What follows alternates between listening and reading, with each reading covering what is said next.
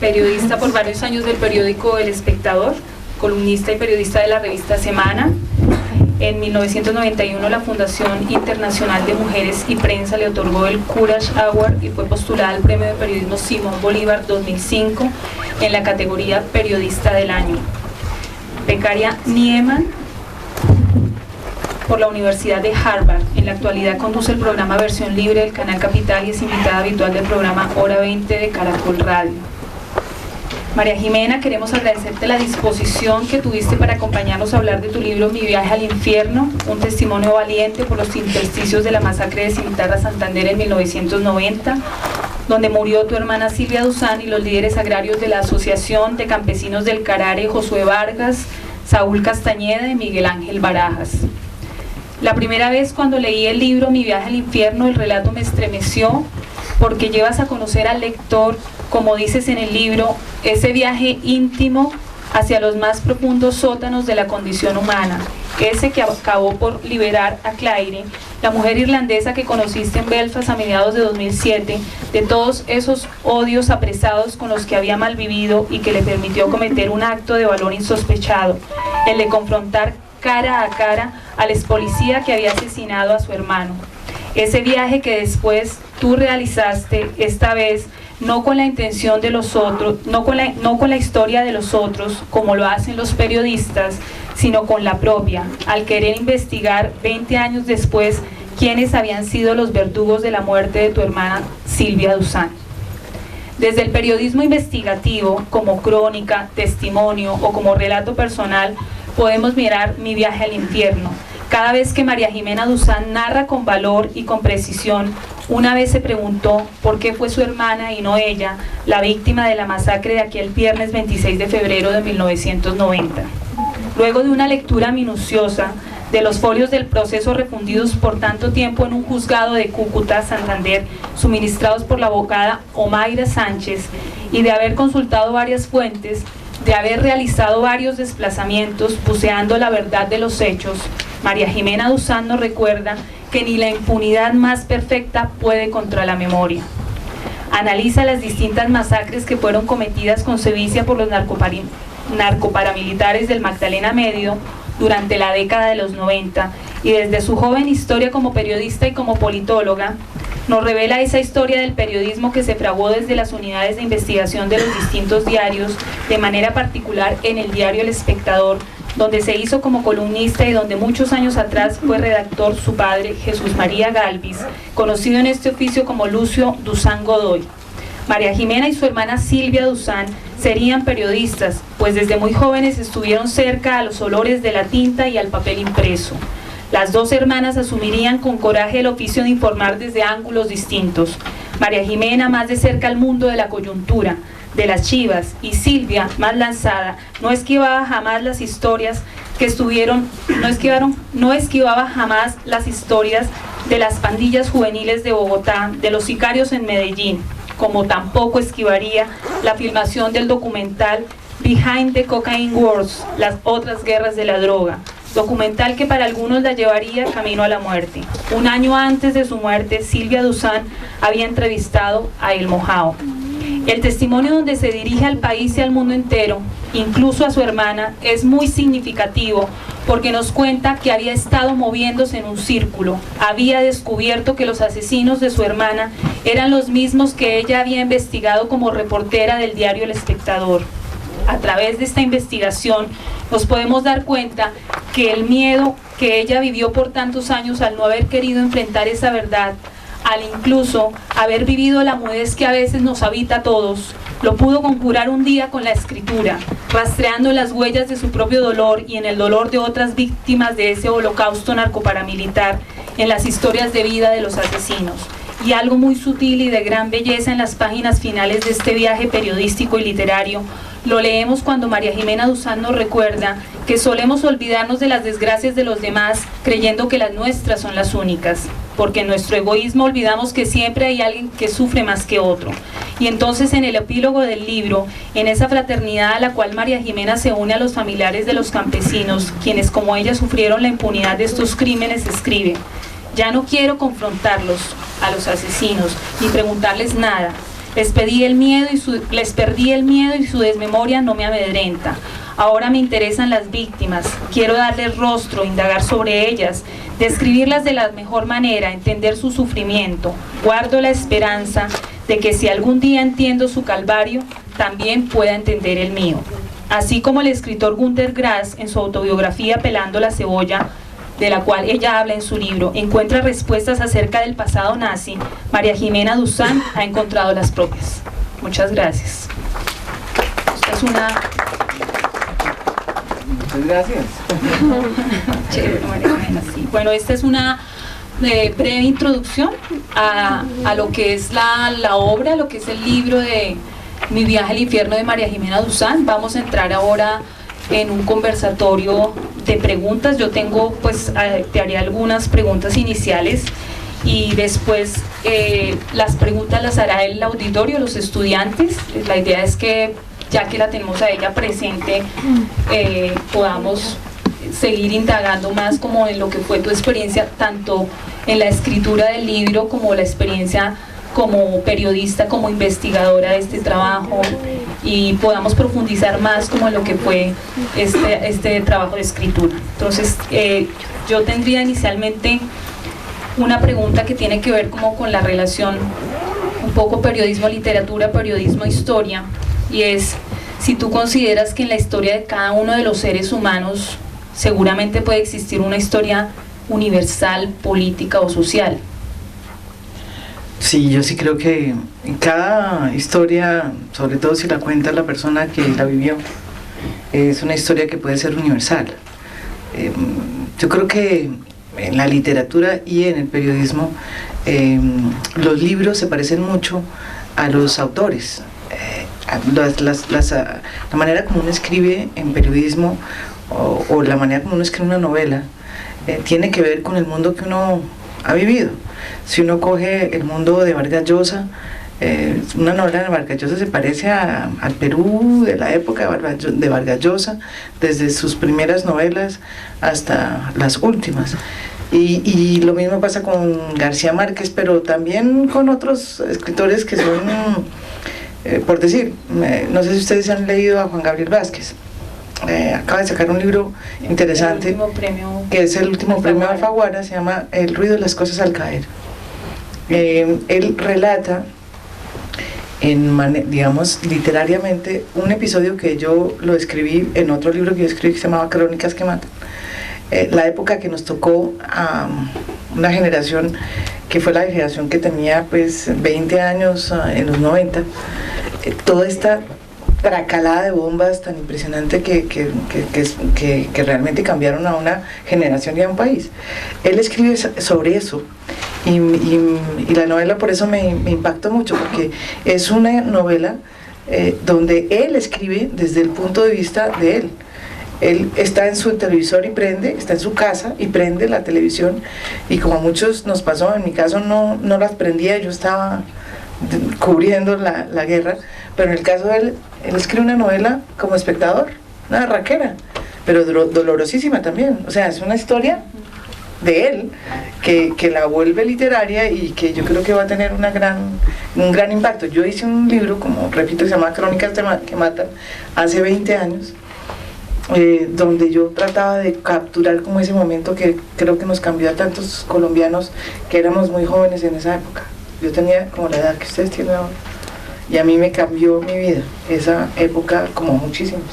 Que es el libro que fue digamos como el de base o el inicial también a lo que tú narrarías después en Mi viaje al infierno. Mi viaje al infierno, sí, o sea, yo escribo un libro, Crónicas que matan, después del asesinato de mi hermana, donde describo esta tragedia que nos pasó tratando de entender. No tenía ni las herramientas, ni sabíamos muy bien qué estaba pasando en el país. Hasta ahora estoy empezando a saber qué fue lo que nos pasó y qué nos está pasando. Imagínense, si hace 20 años podía yo escribir una cosa más clara, pero era una historia en que yo recorrí las masacres, registré el asesinato de todos los amigos míos en la redacción del Espectador, la muerte de Guillermo Cano, el asesinato de Guillermo Cano, cómo nos tocó irnos a todos nosotros, cómo nos pusieron una bomba, pero cómo las bombas estaban por todas partes en Bogotá y en Medellín. y el asesinato de la UP, que tanto fue tan dramático también, la manera como se asesinaba a la gente aquí ponían bombas en los centros comerciales, pero no escribí nada sobre una masacre que era una masacre personal y mía, pues entre comillas, que era la masacre en que había sido asesinada mi hermana y otros 4 líderes campesinos que trabajaban en un proyecto de paz en el Cimitarra. Entonces, el libro que escribió 20 años después es sobre esa masacre. Que es Mi viaje al infierno. Sí. O sea, es la ampliación un poco. El primero escribí de todas las masacres. Que era un poco lo tratando un poco de explicar qué había pasado desde el punto de vista mío, desde una periodista que estaba en El Espectador, que había comenzado a trabajar una serie digamos, de programas y una serie de ideas que nos había planteado Guillermo Cano en un país que no conocíamos mucho. Pues cuando uno es muy joven, pues no sabe muy bien para dónde va. Yo había estudiado ciencia política, pero pues no tenía ni idea que el país que iba a encontrar pues me iba a cambiar de esa manera. Empezamos a investigar, a ir por todas partes, y empezamos a encontrar fenómenos rarísimos como los paramilitares del Magdalena Medio. Eso fue lo que nosotros trabajamos más, y ahí empezamos a encontrar toda esta maraña que es en el fondo lo que 20 años después se transforma en este monstruo gigante que es el narcoparamilitarismo. Yo lo conocí creándose en el Magdalena Medio, y esa fue la información que nosotros sacamos, las investigaciones que empezamos a contar. Eso estaba relacionado con Pablo Escobar. Guillermo Cano decide hacer una campaña impresionante periodística. Nos dedicamos a hacer investigaciones de Pablo Escobar, y a Guillermo Cano lo asesina Pablo Escobar. Que era un poco lo que estábamos hablando ahorita antes de que iniciáramos el conversatorio. Un poco fue lo que, por ejemplo, hizo Arturo Alape con el tema del Bogotazo, Memorias del Olvido. Entonces, él en su primer registro fue un trabajo casi histórico, periodístico, de archivo, de investigación, de prensa, sobre lo que fue el 9 de abril del 48, y muchos años después, año 2006, publica El cadáver insepulto, que es ya una novela, donde retoma, digamos, un caso más específico o una ampliación de este tema. Entonces yo siento que es un poco algo similar. Yo me muevo en el mismo círculo, no salgo. Yo creo que si vuelvo a escribir otro libro, tengo que volver otra vez a escribir un libro sobre esta como génesis de violencia de este país, que es lo que más nos ha marcado, ¿no? Entonces yo tenía esa historia guardada porque era muy mía y muy dolorosa, y prácticamente acepto que en este libro hay una frase que siempre la pensé, y era que yo había escrito un libro anterior en el que había hablado de toda clase de todas las masacres y todos los asesinatos, pero me había saltado la que más me dolía, y en esa no me metí. Entonces 20 años después digo, bueno, pero ¿cómo así que yo no me metí en la única masacre que a mí me toca? ¿Por qué no tengo yo ese poder por qué no lo hago? Sobre todo después de que habíamos vivido, como tantos otros colombianos, 20 años de impunidad, porque son la mayoría de los colombianos que han muerto en masacres en esta época de la violencia que no termina, han sido, digamos, fustigados por la impunidad, que además hace aún más dolorosa las masacres, los asesinatos y las pérdidas de los familiares. A propósito de eso que tú estás mencionando, que es como el eje central de tu libro, que cuando lo leemos nos damos cuenta que, digamos, sobre todo en el prólogo y en el epílogo del libro, uno siente, por lo menos yo lo sentí, yo cuando leí el prólogo, inmediatamente cuando tú citas al personaje, a la mujer que te encuentras, a la irlandesa, y que tú dices, carambas, es que es como un bofetón que me llega, porque no había decidido guardar, y por obvias razones, porque era una situación compleja para ti, guardar esa situación particular que había sido el asesinato de mi hermana Silvia Duzán. Entonces yo te preguntaría, después de haber escrito este libro, a partir de haber indagado en un proceso fantasma, del cual tú hablas también ahí en el texto, ¿cuál crees tú que es la forma mejor para llegar a la verdad, María Jimena? Yo creo que uno va aprendiendo en la vida cuál es la mejor forma. Yo pensé que, yo pienso que yo me volví periodista por eso, porque yo quería llegar porque básicamente me interesaba escudriñar, o digamos de alguna manera buscar en el fondo de las cosas, para que esas cosas salieran al aire, y poderlas, y que la gente supiera qué pasaba, porque considero siempre yo que en este país hay una cantidad de verdades que van por debajo. Eso fue lo que yo vi y lo que yo sentía siempre. Y yo me pregunto, la mayoría de las veces uno habla cantidades de veces con otros periodistas y la mayoría de la información que uno tiene no sale en los medios. Eso a mí me impactaba mucho y por eso me volví yo periodista. Uno siempre dice, hombre, la verdad, ¿y la verdad qué es? La verdad es lo que afecta a un pueblo, lo que cambia una sociedad. Historias que marcan, y unas historias que son muy complicadas de contar, no solamente porque es doloroso, sino porque por las implicaciones que eso tiene. Casi todas estas historias tienen que ver con un fenómeno que sigue todavía vigente en este país, y es que existe un poder muy fuerte en las zonas locales y sobre todo en las regiones, diría yo, zonas como Cimitarra, en donde hay unos poderes muy fuertes. No solamente por el lado de las FARC, sino también por el lado de los narcoparamilitares. En el caso de los narcoparamilitares es más complicado aún porque esos poderes tienen aliados en las instituciones. Entonces, en el caso, por ejemplo, que me tocó a mí, una de las cosas que más me sorprendió a mí personalmente cuando ya empecé a escribir este libro es encontrar el grado de vinculación con el asesinato que tuvieron el comandante de la policía y el comandante del ejército del batallón. Me impactó tremendamente. A mí esa es de las cosas que además me ha impactado de más cuando fui a buscar qué era lo que, o sea, cuál había sido qué les había pasado en la vida, como dicen los franceses, qué fue de su vida. Y les fue divinamente a los hijos de madre, les fue perfectamente. O sea, hoy el señor que era el comandante del batallón Reyes, es un señor próspero, comerciante, tiene unas cabañas muy importantes, muy elegantes, por allá cerca donde asesinaron a los niños, a estos estudiantes de los Andes. Ahí los tiene él. Pero también me enteré que fue hasta hace poco el jefe de seguridad de la Drummond. La Drummond también fue una de las compañías que hasta en este momento precisamente siendo en Estados Unidos siendo enjuiciada por haber financiado grupos paramilitares. Oigan esto. Esas cosas a mí me impactan, me impactaron realmente, porque cuando uno escribe y se va a buscar las cosas que le duelen a uno, digamos, se va a escudriñar las cosas que le duelen a uno, pues es mucho más difícil y más doloroso que cuando uno va como periodista y va a escudriñar las cosas que uno piensa que no están sobre la superficie. Ese es un ejercicio que nunca lo había hecho, es muy doloroso. Yo lo aconsejo que lo hagan cuando sean grandes.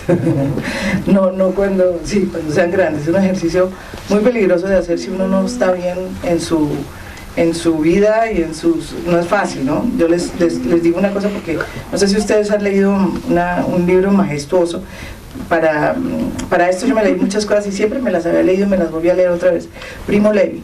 ¿Saben quién es Primo Levi? Primo Levi es un científico, un químico italiano que lo cogen en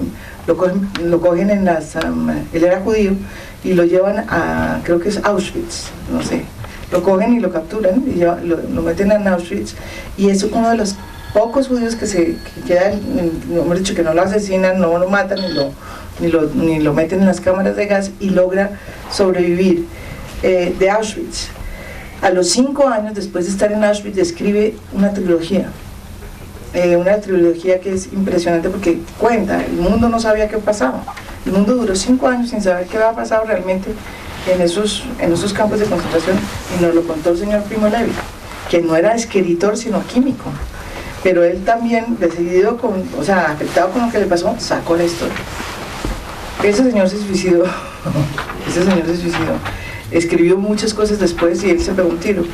Y yo creo que cuando uno va y lo hace tan rápido como él lo hizo, o sea, es tan doloroso, es un camino muy difícil de hacer, y hay que saberlo hacer muy bien para no perder uno la tranquilidad como ser humano, ¿no? Eso no es fácil hacerlo. Günter Grass, por ejemplo, Günter Grass lo hizo 20 años después. Yo creo que a mí me dicen, ¿usted por qué no escribe el libro porque no? De pronto si lo escribo ahí me pego un tiro. ¿Sí? En cambio, Günter Grass escribió otro libro precioso. A mí me gustan mucho los libros que recuerdan la verdad de las cosas a través de voces sobre todo tan personales como la de Günter Grass. Günter Grass escribe un libro, no es el último, pero creo que sí es el último, el olor de las cebollas. Y él ahí dice que él era nazi, que él fue nazi. Y me impresionó eso, pues, porque es una aceptación violenta.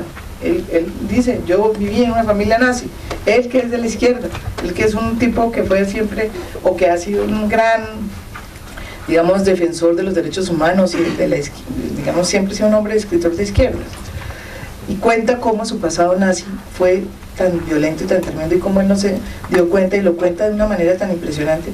Y cuando yo veía eso, o sea, yo creo que él duró, o sea, leía el libro, él duró 20 años para contar su vida.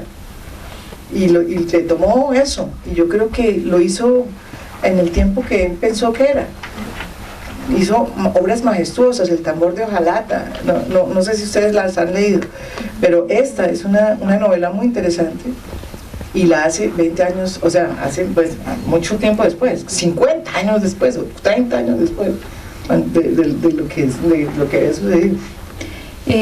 Ahora que tú estás mencionando a Günter Grass, que es una de las personas que mencionas al final en el epílogo del libro, tú consideras, y bueno, lo han dicho los teóricos de los relatos autobiográficos, que para escribir, si se va a escribir autobiografía, en el caso de tu libro está, digamos, ha sido catalogado como testimonio, como crónica, pero yo diría que el título que tiene, Mi viaje al infierno, y tú hablas mucho de la palabra viaje allí, sería un poco como una especie de tregua, o sea, como que tú hiciste una tregua con la vida para poder escribir este texto, a propósito de que se dice que hacer autobiografía se hace al final de la vida, por lo general. Y es no, claro, no estoy queriendo decir, o sea, sonó así, pero no, tú estás muy vital, por supuesto, pero sí se considera que la autobiografía es como realizar una tregua en un momento de la vida, como que uno decide escribir algo porque es el momento, o porque se tomó su tiempo, o porque reflexionó, meditó, revisó muchas cosas, como tú dices. Quizás eso de pronto también a ti te ocurrió con Mi viaje al infierno, como que dijiste, pero es que ¿o qué no fue tenía lo que otra sucedió? forma de contar la historia. Entonces yo creo que yo hablo mucho con Fernando Vallejo, que es un escritor que yo admiro mucho y con el cual hablo con frecuencia sobre cómo se debe escribir en general. Y por qué lo admiro a él, porque él tiene una voz muy especial. Yo siempre que leo un libro de Fernando Vallejo es además su vida, él no sale de su vida, pero igual cuando escribe un artículo, cuando escribe una biografía, es para mí uno de los escritores más completos, ¿no? Porque es un gran periodista, o sea, es una cosa, una minuciosidad cuando va a hacer cualquier cosa, ¿no? Como casi de ratón de biblioteca, pero también de investigador. Y él decía que lo importante era encontrar una voz, la voz. Yo duré mucho tiempo buscando esa voz. Eso pasa, o sea, eso me pasó a mí, o sea, no tenía, esa fue la forma que yo tenía para buscar, para poder contarme yo misma la historia.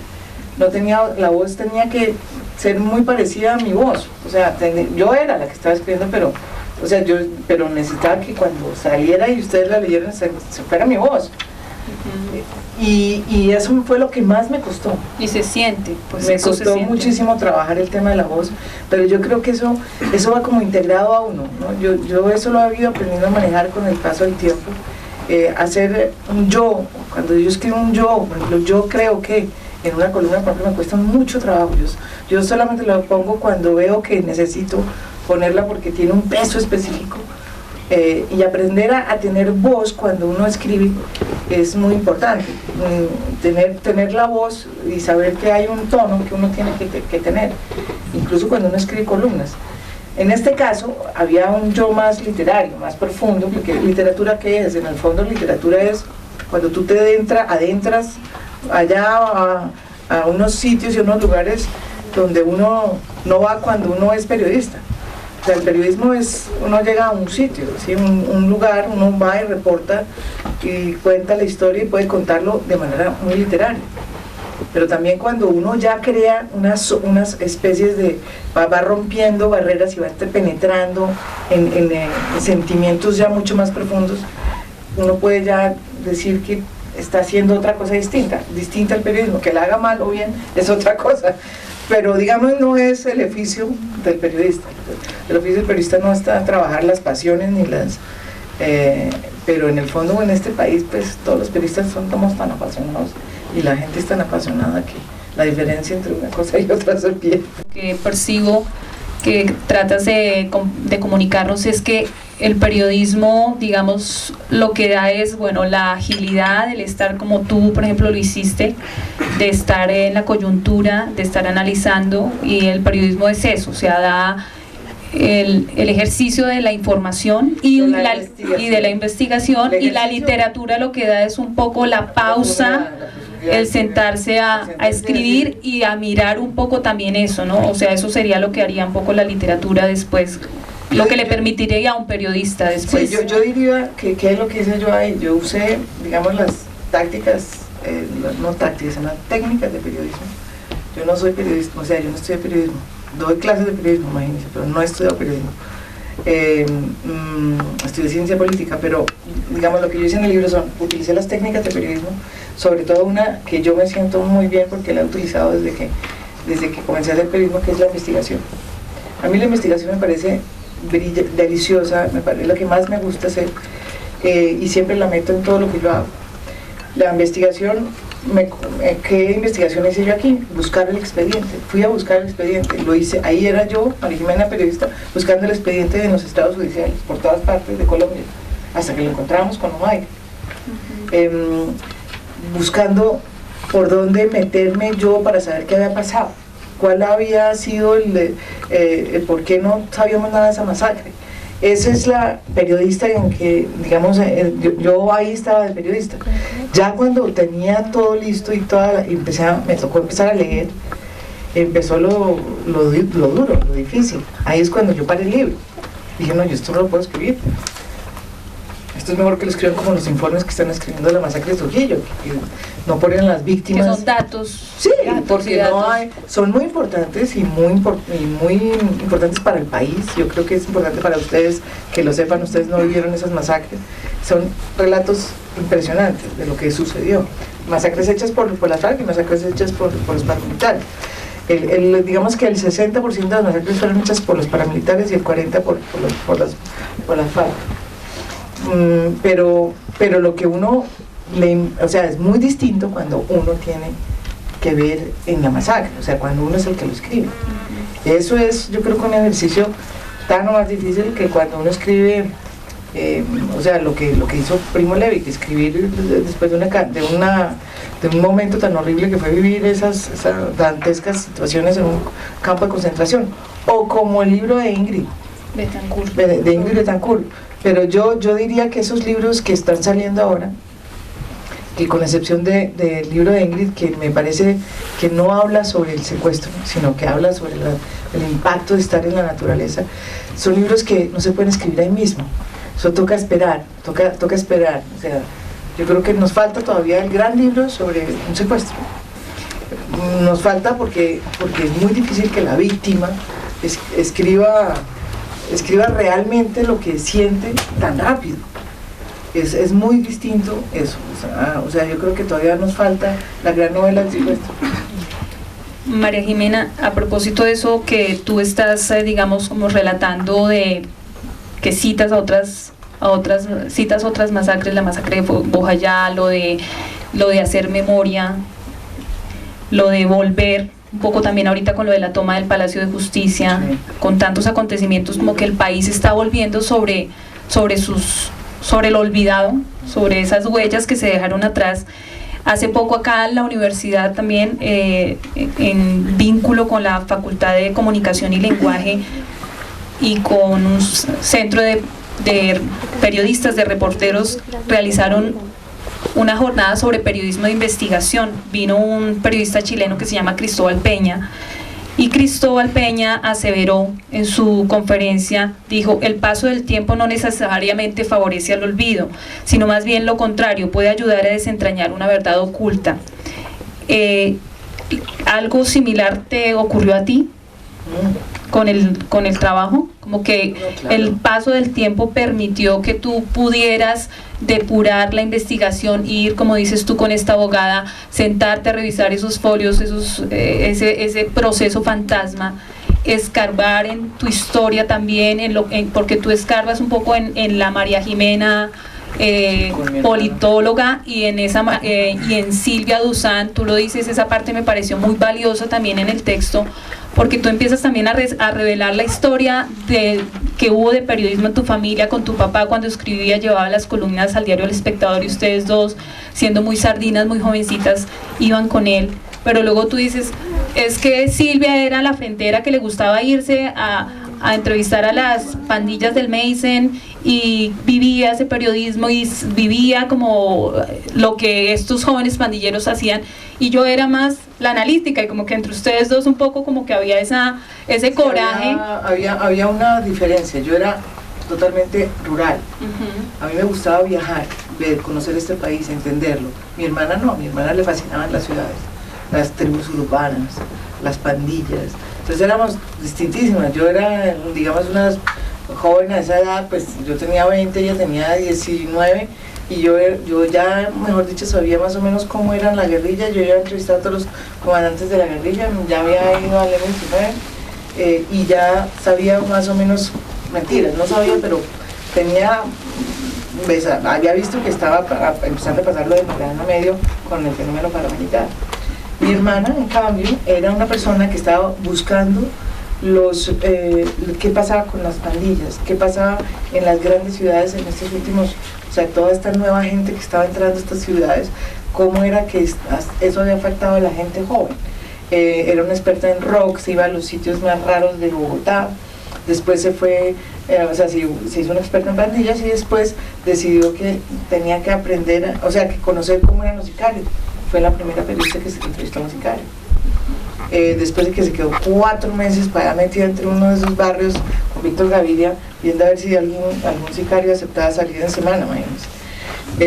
Y finalmente, el día que la mataron, Laura Restrepo, que trabajaba con ella en ese proyecto, sacó la entrevista una semana después de que la mataron. Entonces, ella era urbana, totalmente urbana. Yo estaba más metida como en la parte, digamos, de viaje, de conocer qué estaba pasando. De conocer la geografía del país. Geografía del país, por eso yo conocía a Magdalena Medio bien, y ella no, y yo fui la que la llamé. Y le dije, hombre, mire, estos productores ingleses están haciendo sobre este proyecto que además yo lo había conocido.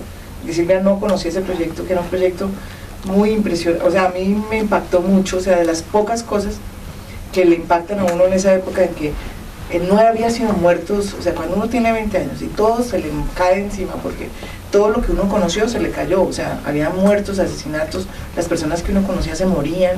O sea, cuando uno es joven, a los 20 años, y eso le pasa a uno, yo le quiero decir, eso es uno tiene que tener muchos actos de fe. Y resulta que yo encontré estos campesinos, carajo, en la mitad de todo este conflicto, tratando con una cantidad de ganas de hacer las cosas bien y tratando de montar una cooperativa para que ellos pudieran volver en paz, tranquilidad y sin tantas balas de por medio, volver a vivir en una selva hermosísima, que era de ellos además. Pues no de ellos, vivían ahí en Cimitarra, eso es una selva preciosa. Y me impactó cómo los campesinos hablaban, porque no eran campesinos, había un campesino que era puro campesino, pero otro que no era campesino, sino un señor muy bien, de la ciudad, que había experto en tierras, con una noción. Me pareció interesante que, o sea, cuando uno está tan lleno de muertes y de asesinatos, cuando uno encuentra esas historias así, dice, oiga, ¿será que esto nos devuelve cierta esperanza, no? Y muchos periodistas nos metimos en ese tema, y por eso yo llamé a mi hermana, pero además la Universidad de los Andes también se metió. Fue un acto de fe que nos daban esos campesinos impresionante, en ese momento en que nadie estaba como optimista. Entonces, pues, fue un acto muy interesante. Ella llegó allá y cuando los conoció, pues le pasó lo mismo que yo. Se impactó con todo el proyecto que ellos tenían y empezó a ir más de la cuenta hasta que la mataron. Que tú lo mencionas en el libro, y es cuando ella termina, digamos, enamorándose de esa zona rural, y también, más que de la zona rural, del proyecto que tenían estos campesinos, a los cuales, digamos, el paramilitarismo tachaba de colaboradores de la guerrilla, pero ellos lo que estaban era defendiendo como el desarrollo de la tierra, o sea, que es un poco también la problemática que ha traído la guerra en el país, como la perspectiva de la tierra, el problema Estado por la tierra, ¿no? Yo en el fondo escribí el libro porque me di cuenta ya al final, dije, bueno, ¿y yo por qué escribí el libro además de escribir mi historia? Porque me di cuenta en el fondo, cuando yo terminé de escribir la historia y encontrar las piezas y montarlas, que era la historia del despojo en este país, era la historia que les pasó a estos campesinos, les pasó a miles y miles de colombianos, y les sigue pasando.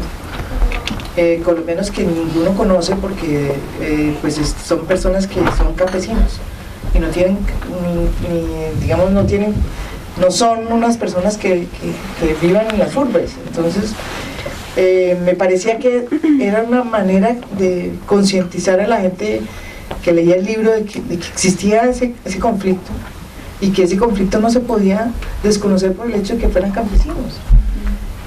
A mí me impacta mucho eso, y ha sido siempre ese el trabajo periodístico que no dicho, a lo largo de todo mi trabajo periodístico siempre uno vive esos dos mundos, ¿no? Uno llega aquí a Bogotá y todo perfecto, no sé qué, y cuando uno viene de allá, el drama, de los conflictos, uno llega aquí a Bogotá, es como otro país. Y siempre mi dilema fue, y lo digo yo en algún momento del libro, era no acostumbrarme, y nunca me he querido acostumbrar a la violencia. Me parece que eso es lo más violento que tiene esta sociedad. El aspecto más violento de la sociedad colombiana es la indiferencia frente a la violencia que está sucediendo en este país. Y en el fondo lo escribí yo por eso, porque se los debía a las víctimas que estaban, no solamente las otras víctimas, los familiares que yo conocí a lo largo del libro, sino porque es la misma historia que le ha pasado a masacre de Trujillo, de Bojayá, y yo creo que la gente también tiene derecho a saber cuál fue el dolor de esas personas, ¿no? Y cómo se produce ese dolor y cómo se saca ese dolor, se vuelve a renacer, digamos. Y cómo la gente vuelve y de alguna manera rehace sus vidas, pero sus vidas han quedado truncadas. O sea, el drama de esta familia, cuando yo llegué y dije, bueno, sí, las conocí, empezaron ellos a contarme lo que les había pasado en estos 20 años. Yo me avergoncé de haberlos preguntado, porque carajo, mientras que yo iba a Harvard, ellas estaban, o sea, ellos no tenían en qué caerse muertos. Que es también uno de los últimos capítulos de tu libro, que es también de los que más me gustó, porque como que ahí tú habías reconocido tu dolor, digamos, el drama que habías vivido y que habías querido enfrentar después de 20 años con el asesinato de tu hermana Silvia, pero también es muy bonita esa parte en el libro cuando empiezas a decir eso que tú estás diciendo, como que es un poco lo que yo mencioné al comienzo, como que tú veías tu pequeño, o no tu pequeño porque fue grande de hecho, o sea, digamos tú empezaste a mirar también el sufrimiento de otros y de las otras víctimas, no te quedaste solo con pensar en lo que tú habías perdido, sino un momento te detienes y dices, hubo otras víctimas, están los familiares, está tal mujer que se quedó sin nada, que no puede ir a estudiar, que quería ser una profesional, que quería matricularse en una universidad, que es la esposa de... No, la hija, recuérdame, una de las hijas de Josué Vargas, de uno de los campesinos, y esa parte a mí me pareció muy bella de tu texto, o sea, casi ya en el cierre final, que tú empiezas a decir un momento, incluso sería muy bueno retomarlo y leerlo del texto que tú dices, como empecé a mirar también el dolor de otros, ¿no? A mí ella me impactó mucho, tiene una cara como diciendo, ¿y usted por qué viene aquí a preguntarme qué es? ¿En qué capítulo está María? A mí me impactó ella. Final, ¿no? Además se le mató el hijo y todo, ellos nunca pudieron volver a Cimitarra, porque ellos sí eran los hijos de Josué Vargas, que era el que había fundado como al final, cuando yo me encuentro con ellos. No es todavía el epílogo, pero sí es la parte final, pues yo lo de las versiones libres, no, que es fundamental. En todo caso, a ver si lo ubicamos o de pronto en el público lo pueden también ubicar y lo... Sí, que tú citas a una mujer. en todo caso, cuando yo fui a entregarles el libro, fue impactante porque les ha costado trabajo leerlo, como le ha pasado a mi familia. Yo lo escribí para ellos y no han podido leer. María Jimena, mira, vamos a empezar. Voy a dejar las preguntas por ahora, las otras preguntas que yo tenía, y vamos a empezar con el público a hacer preguntas, con los estudiantes y con las demás personas que están acá. La primera, la que aparece aquí: ¿tuvo usted con su hermana en el transcurso de su juventud algún sueño o meta en común que fue frustrado por este evento? Si esa es una, digamos, una inquietud de los estudiantes cuando leyeron el libro. ¿En qué sentido? ¿Quién hizo la pregunta? ¿Quién hizo la pregunta? Daniela y Laura, a ver. ¿En qué sentido de frustrar? ¿Dónde están Daniela y Laura? ¿En qué sentido de frustrarse? Pues, o sea, nosotros nos referíamos como cuando, bueno, uno tiene una hermana pues tan contemporánea como ustedes dos, como que cuando eran jóvenes, alguna meta que quisieran realizar que se vio frustrada por el hecho pues del asesinato No, de pues ella. todas. Pero una como en específica que diga como digamos que ustedes querían hacer una empresa juntas, por ejemplo, y ese era su sueño más grande. No, queríamos ser periodistas. Y lo estábamos logrando, lo estábamos logrando, pero obviamente pues ella la asesinaron a los 26 años. Entonces pues la verdad quedó el sabor de que todo quedó trunco. O sea, nosotros queríamos hacer cine, queríamos hacer siempre cosas que tuvieran que ver con... Ella quería ser literata, ella quería ser escritora. Yo creo que ella, si más bien no hubiera sido asesinada, hubiera terminado siendo una escritora. Yo tal vez no sé qué habría terminado haciendo distinto a lo que hago, no sé, de pronto también escribir más, pero es que le queda a uno muy difícil porque además uno es mamá y me dio para ser mamá ya después de tiempo, y entonces pues sí, ya cuando ya no, y entonces me queda más difícil todo, ¿no? Pero la verdad sí fue construir cosas juntas. A nosotros, como nos gustaba tanto nos gustaba el periodismo de ángulos distintos, sabíamos que podíamos trabajar. De hecho logramos hacer una película, un documental, las dos, pero no hicimos más, no pudimos hacer más, una cantidad de cosas que se nos quedaron todas. Imagínense, uno a los 25, 26 años piensa que puede coger el mundo con las manos y hacer cantidades de cosas y proyectos, y lo que es triste es más o menos, lo que es triste es que con el paso del tiempo las personas que no están con uno hacen más falta. ¿Sí? Pero básicamente sí eran proyectos así, como le digo, nunca nos importó la plata, una cosa dramática, nunca nos quisimos hacer una empresa, nada. Queremos escribir, hacer documentales, conseguir financiación, escribir novela, ella y yo escribir mis crónicas. Esa era bastante simple, fuimos. No mayor. Esas eran nuestras, no sé, absurdo, ¿no? No esa es la única respuesta que tengo. Bueno, acá hay una segunda y dice lo siguiente, yo la uniría también con una que tenía presente. ¿Qué consejo podrías tú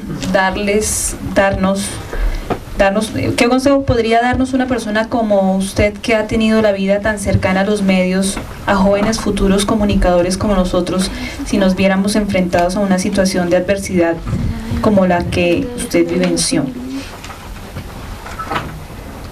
Pues yo les aseguro una cosa: si ustedes quieren ser periodistas en este país, les va a tocar enfrentar las mismas situaciones que yo tuve. O sea, mal que bien, tarde que temprano, a no ser que se vuelvan periodistas de sets de RCN maquilladas y que no salgan, que esa también es la fórmula. Yo nunca he sido eso, entonces de ese lado no tengo nada que decirles porque no sé nada. Pero si uno quiere ser periodista en este país, uno tiene que saber que su vida corre peligro. Eso es un hecho difícil de manejar. Entonces uno tiene que aprender a desarrollar ese tipo de periodismo, ¿verdad? Si uno quiere hacer el periodismo que uno quiere, y saber que uno lo amenazan, y saber qué hacer ante las amenazas, saber cómo ir a los sitios, ya todo está, ya hemos trabajado nosotros para ustedes en ese sentido. Ahora ya hay comités comités para protección de periodistas, hay alarmas. Uno no puede ir si no va acompañado de una cantidad, digamos, de protocolos para llegar a la zona, ¿sí? Y entonces hoy es más difícil asesinar a un periodista que antes en las zonas donde fue asesinada, donde han sido asesinadas la mayoría de los periodistas de este país, que es no en Bogotá, sino en las zonas alejadas de Bogotá. Pero yo sí les digo, esto no es fácil porque Colombia es un país que siempre vive en conflicto. Entonces, si ustedes se meten a investigar corrupción, terminan también en problemas. Si ustedes se meten a investigar, pero eso no significa que no me entiendan que esto es una especie de, no se metan en eso, no, al contrario. Yo creo que uno tiene que saber que este país es así y que uno va generando una serie de protocolos, muy por el contrario, que no lo tiene casi ningún otro país, quiero decirles. El Perú, México, por ejemplo, nosotros le estamos ayudando a México, estamos asesorando a México para los periodistas que están en este momento sufriendo las mismas situaciones dolorosas y complicadas en el ejercicio de la profesión que vivíamos, que empezamos a vivir desde los 90. Les estamos asesorando y diciéndoles cómo ir a las zonas, cómo crear los cuerpos, cómo crear los comités de protección de periodistas, cómo crear las alarmas. Hoy un periodista que es amenazado en Colombia inmediatamente prende unas alarmas y se saca. Hay unas organizaciones que ya hemos montado todos. O sea, eso no había hace 20 años cuando a mí me pasó eso. A mí cuando me mataron a mi hermana a mí me tocó irme, o sea, como Nacho Gómez, o sea, éramos 5 del espectáculo, nos tocó volarnos, nadie nos ayudó, encontrar, todo eso se ha armado distinto y afortunadamente hoy la situación es mucho mejor. Entonces, pues, esa es la ventaja. Voy a formularte otra pregunta a propósito de eso que tú estás diciendo. ¿Por qué consideras, como señalas en el libro, que es importante que el periodismo no asuma una posición neutral, sino tome alguna postura? Porque yo soy de las personas, es que aquí se ha entendido mal que es una posición neutral. Yo sí creo que los periodistas son los que más tienen que tener un criterio para las cosas, desarrollar una necesidad de mirar las cosas desde un ángulo, a partir del conocimiento que uno tenga. Yo en esto voy a entrar aquí en una discusión que es eterna. Yo no considero que sea importante aprender tanto el periodismo en pregrado como una disciplina, cualquiera que sea, incluso el periodismo. Yo no soy yo no estudié en pregrado de periodismo, sino yo estudié ciencia política. ¿Por qué es importante un criterio? Porque el criterio plantea cosas que le dan carne y le dan potencia a las cosas que uno escribe. Y yo sí creo que cuando uno estudia una disciplina, uno genera un criterio y de ahí sale el ángulo, Cuando uno estudia periodismo, uno aprende técnicas de periodismo. Y por eso es tan importante los periodistas que estudian periodismo aprender de historia, de literatura, de todo lo que hay en este país, de artes, porque eso es lo que va generando el criterio. Si uno estudia la técnica, uno tiene que aprender también a estudiar las diferentes, digamos, aproximaciones de las humanidades, porque eso es lo que le genera a uno una opinión. Y yo sí creo en que los periodistas tienen que tener criterio. Los periodistas son unas personas que tienen que tener criterio cuando llegan a un sitio y se enfrentan a un país tan complicado como es Colombia. Tienen que tener el criterio. No pueden ser unas personas que no tienen criterio y decir, no, aquí no me van a decir que esto es cierto porque no es cierto. Tengo que investigar, tengo que saber dónde investigar. Entonces, es importante, uno tiene que tener una posición dentro de un criterio. Eso no significa ideología. Eso no, es más, a mí hasta me parece bien que tengan ideología, siempre que tengan criterio. Porque es que el criterio es lo que da las cosas, y el criterio da es el conocimiento. Las ideologías solas también son complicadas, ¿no? Pero en cambio, si uno tiene criterio, conocimiento, uno puede ser de izquierda o de derecha. Yo tengo los mejores, o sea, conozco buenísimos periodistas de izquierda y buenísimos periodistas de derecha. Eso no importa. Mire España. María Jimena, otra pregunta. ¿Considera que la ley de víctimas que actualmente se discute en el Congreso es un instrumento eficaz para reparar a las víctimas del conflicto armado? Sí, me parece que es un tema que el país tenía guardado y que de alguna manera se lo deben a las víctimas de este país tardíamente, se lo entregan tardíamente, y que es, yo creo que el gran cambio que puede producir en la sociedad colombiana. El gran dilema es si esa ley va a ser aplicada, y eso es lo que me temo no va a ser posible. Yo espero que sí, pero tengo unas serias dudas, porque en este país también se aprobó la ley, la reforma agraria, y no se aplicó. Y si se hubiera aplicado la reforma agraria hace 15 años, cuando se planteó la reforma agraria, pues nos hubiéramos podido ahorrar por lo menos miles de víctimas en este país, de sangre, pero no se hizo. Y entonces mi gran preocupación es que no se pueda aplicar, pero sí es una ley que yo creo que viene en buena hora. Nos va a costar sangre aplicarla, va a haber muchas muertes por esa aplicación de esa ley. Propongo que las preguntas salgan directamente del público, sí. Pues están acá, pero creo que me parece más vivo que desde el público, para que rompamos la mudez, ¿cierto? De allá y los estudiantes, en serio, que es la idea.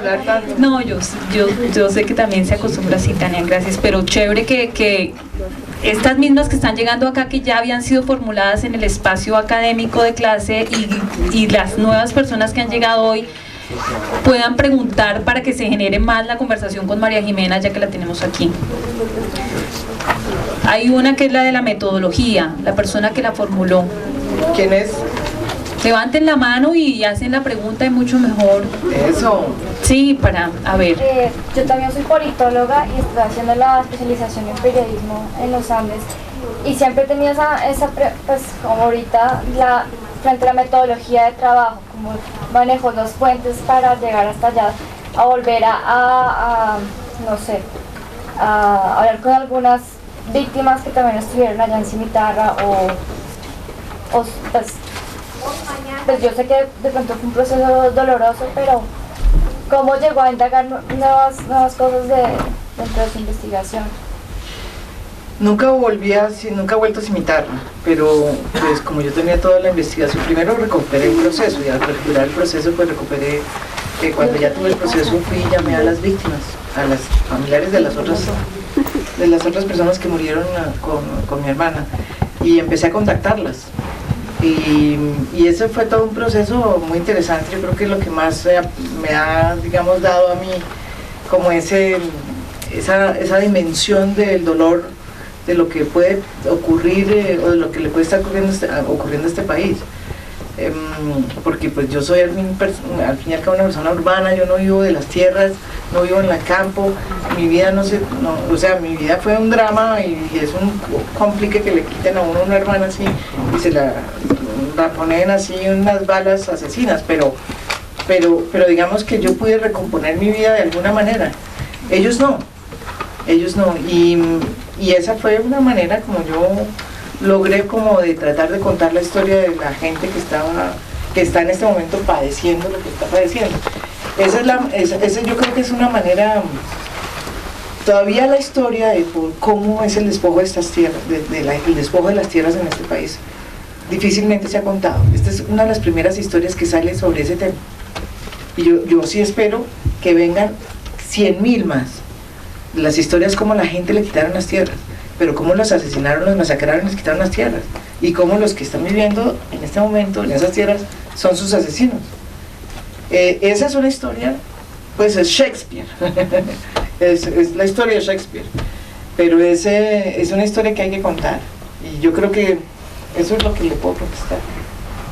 Ana María, formula la pregunta que tienes por escrito acá desde allá, por favor. Yo tengo dos preguntas. La primera corresponde ahora estabas diciendo que el objetivo del texto originalmente era, por decirlo de alguna forma, como liberarse de esa experiencia tan dolorosa después de 20 años.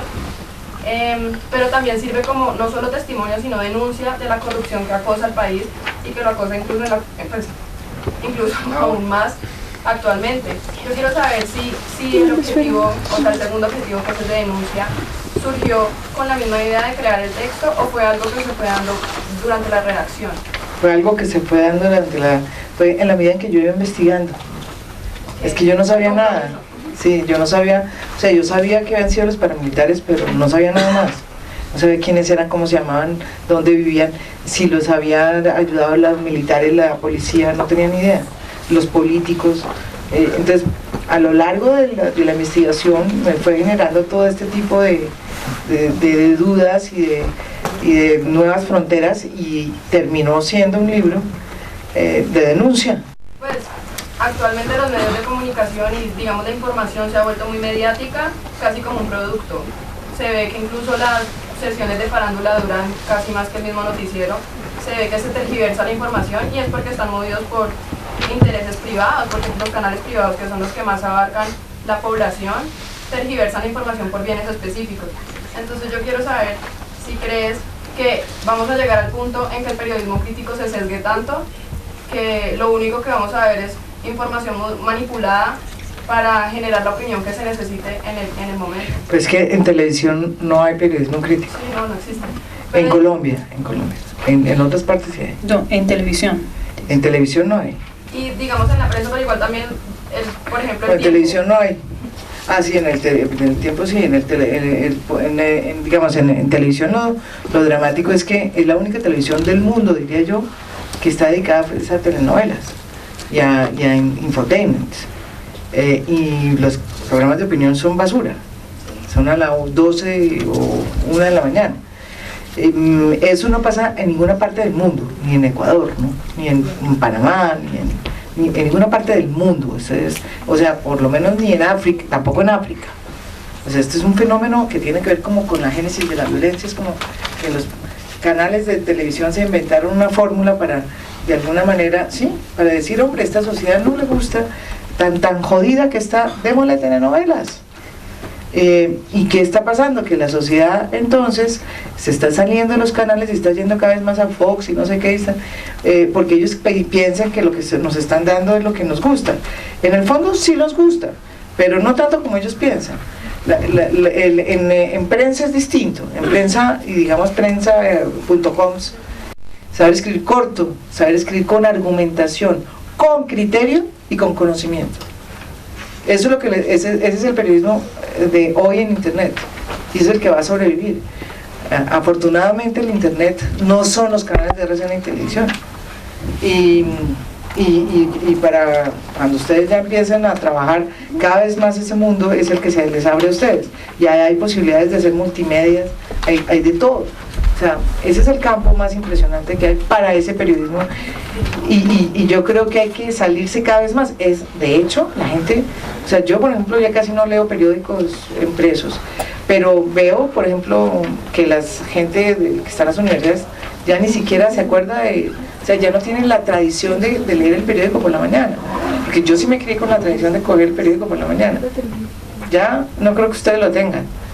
Ese es un avance interesantísimo y que las plantea a otros estadios. Entonces, yo creo que ese error de RCN y Caracol les va a costar muy duro, a ver, porque han ganado mucha plata y nos han vuelto a nosotros unos estúpidos, pero va a llegar un punto en que ese esquema no les funciona. Es más, ya no les está funcionando, están empezando a perder plata.